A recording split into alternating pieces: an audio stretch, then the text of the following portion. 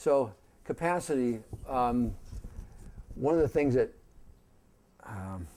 is a constant issue on this whole journey is it's not as, none of this is as obvious before you get healed as it is after you get healed.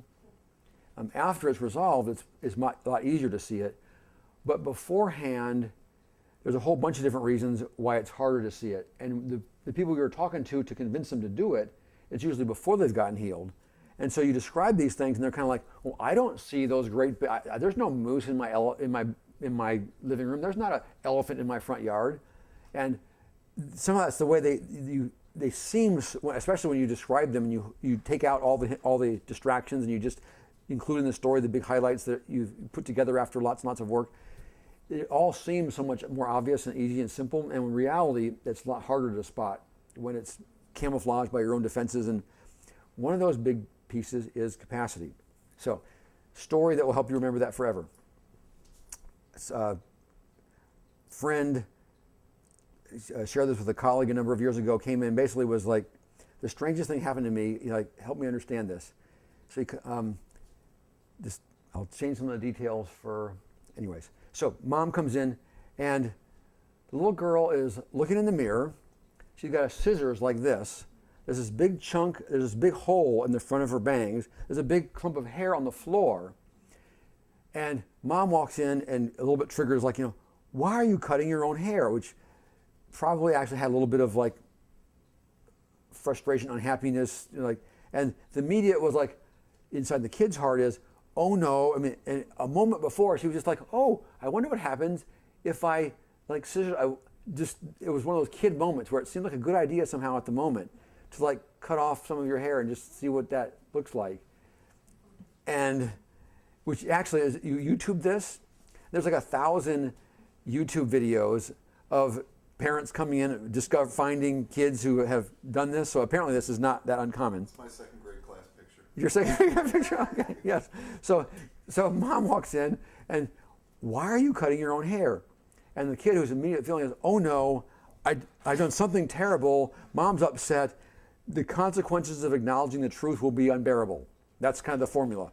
If the consequences of acknowledging the truth are unbearable, and it feels like, I won't be able to survive the consequences, you do the strangest things, which are easy to spot when you're a kid. As an adult, it's more subtle. We're better at camouflaging it.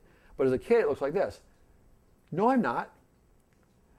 And this is where the mother comes to my colleague, and it's like, how it's like, I was sort of, partly I'm just baffled. I was a little offended, how stupid do you think I am? But it's like, but you got it. You're holding the scissors in your head. No, I'm not. There's a big clump of hair on the floor. No, there isn't. There's a big hole. Your bangs are gone. No, they're not. And when you don't have the capacity to be able to say, oh my goodness, I made a mistake. Now what happens, Mom? Are you going to cut me off or yell at me or beat me or whatever? If that just is terrifying and overwhelming, you say, I don't have a scissors. There's no hair on the floor. There's not a hole in my bangs.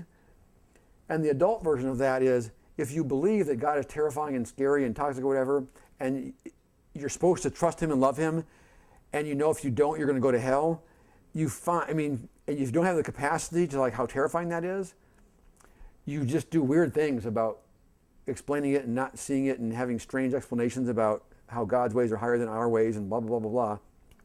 Everything other than, this is terrifying. What feels true to me is God is insane. He's untrustworthy. He's unpredictable. We're all doomed. Oh my God, what do we do? You really kind of can't face that, which is why folks just have trouble seeing it until after it's healed, which is why you have a lifestyle of healing.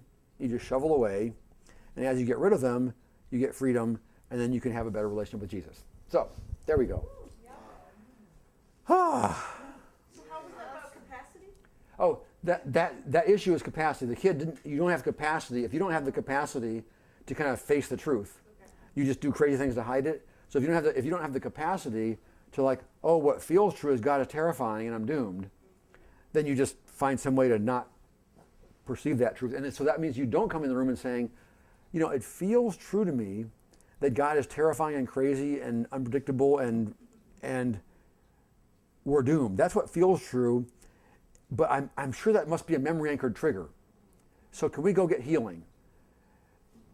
People don't do that because the first step is too overwhelmed. They don't have the capacity to even acknowledge it, which means they don't come in and say, here's the problem, doesn't this make sense, can we please get healing? That's why you have to do the lifestyle thing, and you usually bump into it accidentally, get the healing, it moves, and then you can say, oh wow, look at that. Isn't that crazy to think it used to feel true to me that God was like this, and now that that doesn't feel true anymore, wow, I didn't even realize how much it was affecting me.